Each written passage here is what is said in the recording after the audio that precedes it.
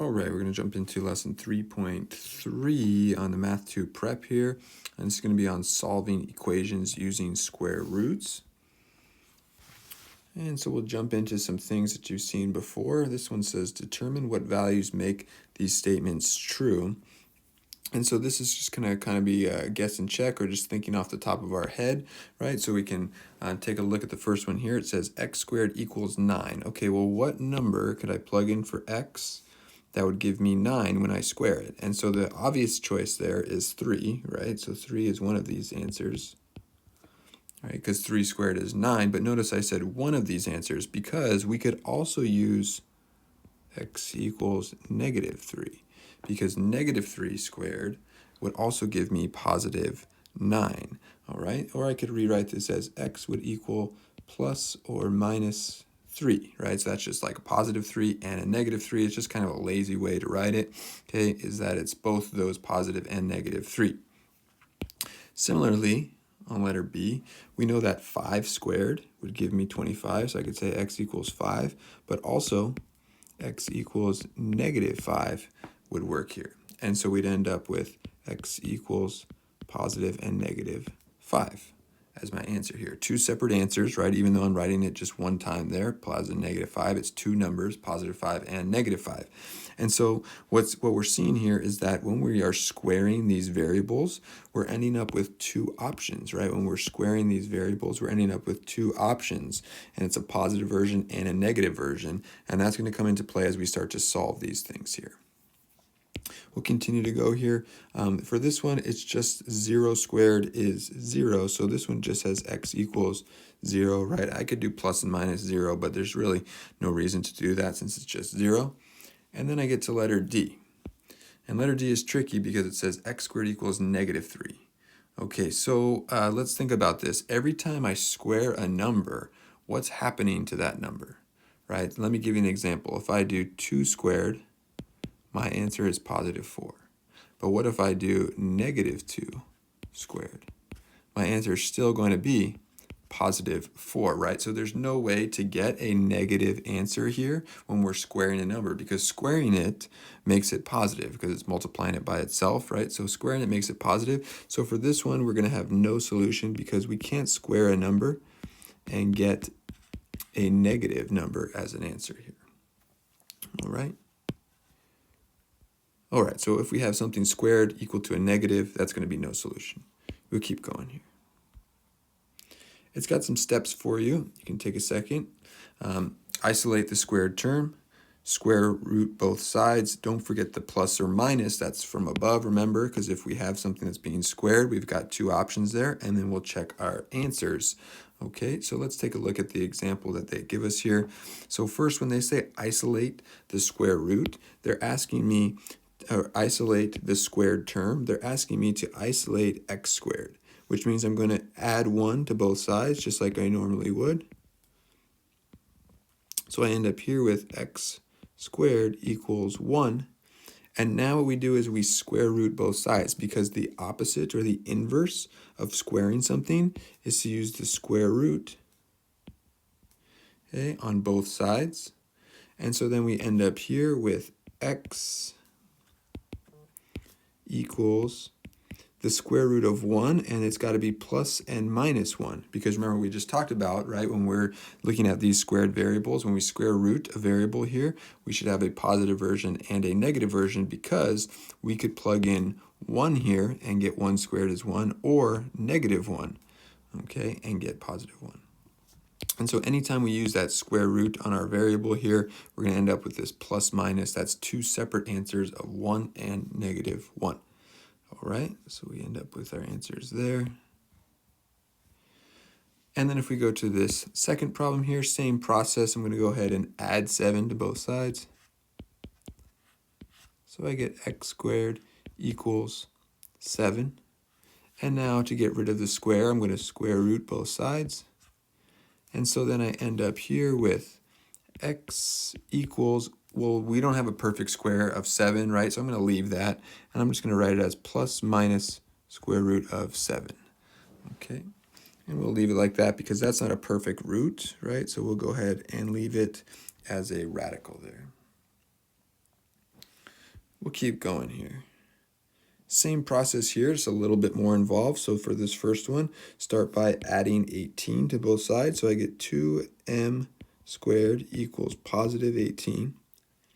I still want to isolate the m squared, so I'm going to divide both sides by 2. And I get m squared equals 9.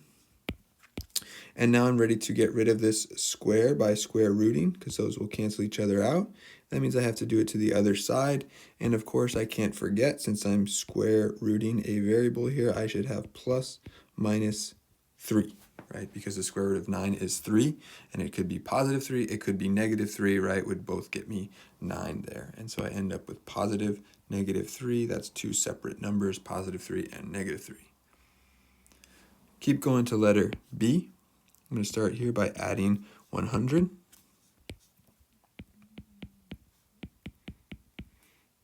So we get 5t squared equals 125. Still want to isolate t squared, so divide by 5. And I'm going to get t squared equals 25. Now to get rid of the square, I'm going to use the square root on both sides, because remember, square root cancels out the square. That means I have to do it to the other side, and we can't forget, when I'm square rooting a variable like t, I could have t equals positive or negative 5. And that's because positive 5 squared is 25, and negative 5 squared is also 25, so I can't forget that positive, negative. Keep going here, letter C. Start by subtracting 14.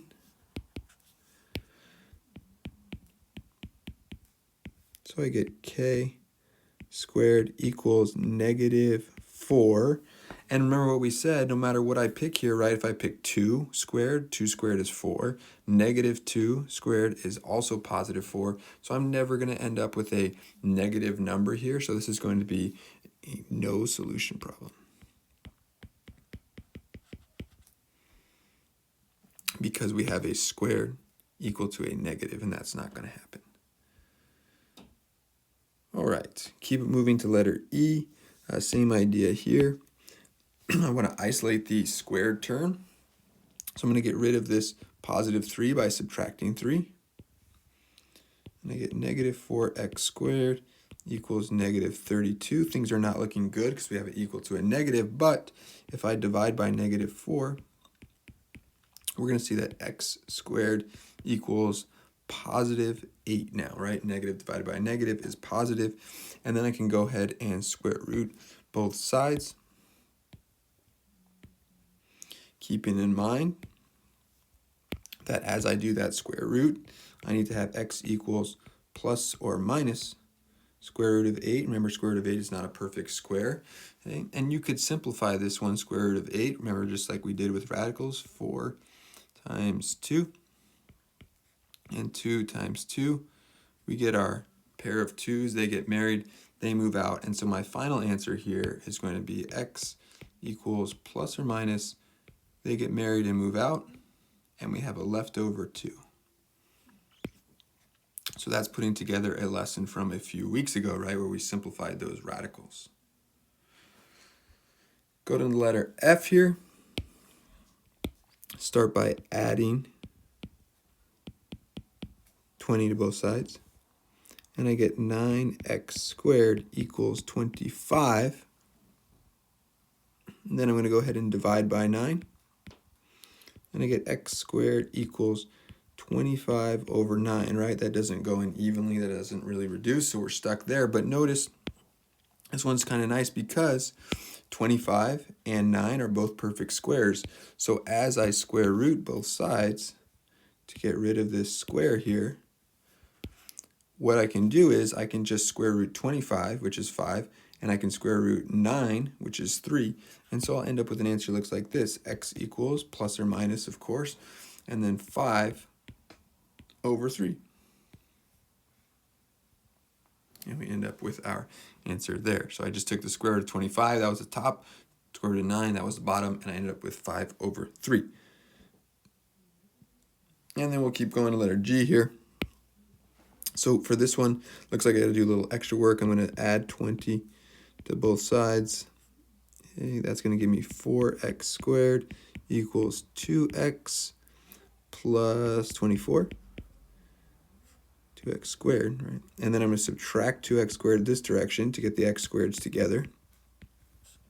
So I get 2x squared equals 24. Then divide both sides by 2, so I'm getting x squared equals 12. And now finally I've isolated the x squared, right? So now finally I'm ready to do the square root on both sides.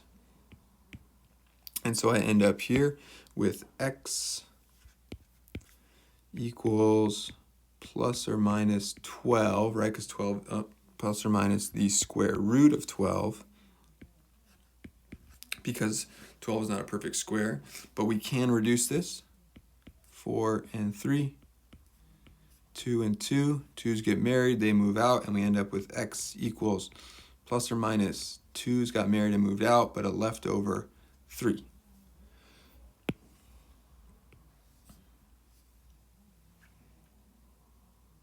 All right. Going to number 3 here. We're going to go ahead and graph a couple of these pieces here. So this is what we did from the last couple lessons. This would be good reinforcement. And first, it's asking me for the axis of symmetry. So I'm going to label A, B, and C just like normal. A is 1. B is 0. C is -4. And so then I can go ahead and find the axis of symmetry. So we have AOS, x equals -b over 2a. That's going to be -0 over 2 times 1, which we know is then just going to turn this into x equals 0 for the axis of symmetry. All right, and I can put that on the graph.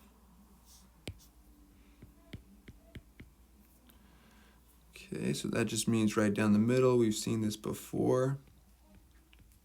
My imaginary dotted line that goes halfway down, or that goes right down the middle of my parabola. Okay, now I can continue to find the rest of the vertex here. So, remember we take my x value and I punch it into my original equation. So that's going to be y equals 0 squared minus 4. So that's just going to give me -4. And so that means my vertex is at 0, -4. All right, so then I can go ahead and label that 0, -4, and plot that on my graph right there. There's my vertex. Okay, and now it's asking for the x-intercepts and the y-intercept. I'm going to just do the y-intercept real quick because remember the y-intercept is just the c value, and in this case we already have that labeled.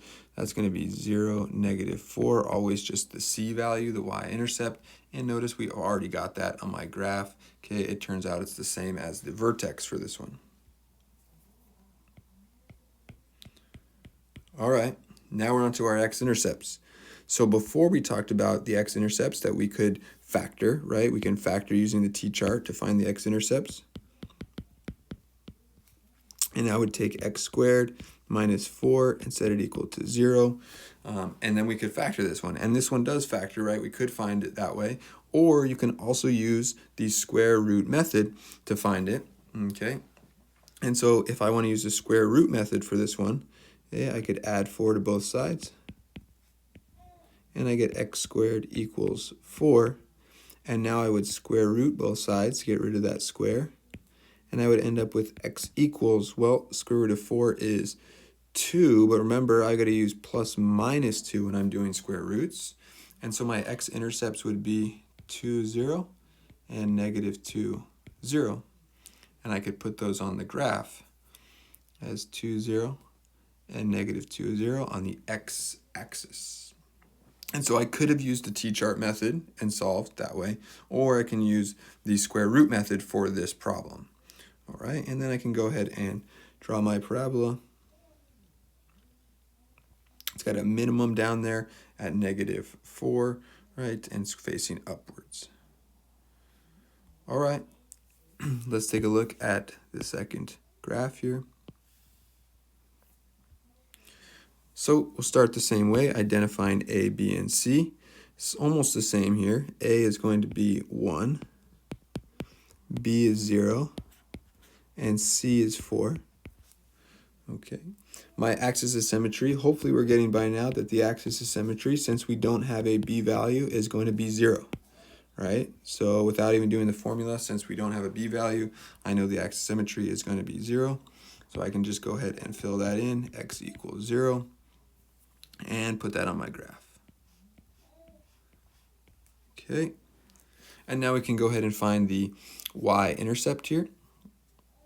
Excuse me, we can find the vertex here. So I'm going to go ahead and punch in my x value that I just found for the axis of symmetry.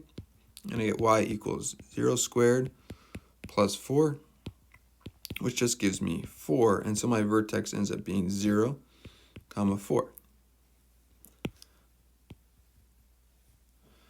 All right. And so I have a vertex at 0, 4.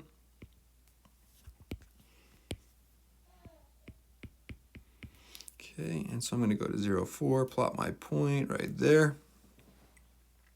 I'm going to go ahead and find the y-intercepts here. Remember, the y-intercepts are just the c value. So in this case, 0, 4. And so we've already got that point, obviously, right? So I can just go ahead and put another spot there. Okay, and now it's asking me to find the x-intercepts. And so when I do this, I can go ahead and take my equation here. I can take my equation, x squared plus 4, set it equal to 0, always when we're finding the x-intercepts. And now I can try to t-chart it, or I can use the square root method, where I would subtract 4 and get x squared equals negative 4. And then I would realize, okay, I got to do the square root, but the problem is we've got a square equal to a negative, and that's not going to work, right? So this would be no solution, which means there are no x-intercepts. And I want you to think about why that's the case here. And that's because my a value is positive, my vertex is up here, right? So I know that this graph has got to be facing upwards because my a value is positive. So it's going to look something like this, which means that it never hits the x-axis there, right? Because it's hovering above. So that's why we don't end up with any x-intercepts. And then if we needed to find let me fill this in here, none. Okay, if we needed to find 2 more points, we could just use a table here, right? An xy table. I can pick 1 for my x value and then plug it into my original equation here. 1 squared plus 4, which is going to give me y equals 5. And so then I can go to 1 comma 5, plot that point right there. And then I get a matching point on the other side, and I can go ahead and sketch my parabola here. All right, it says when you solve for x for the equation, what are you finding in the graph? And so when we're solving for x in these equations, right, well, we're actually finding the x-intercepts.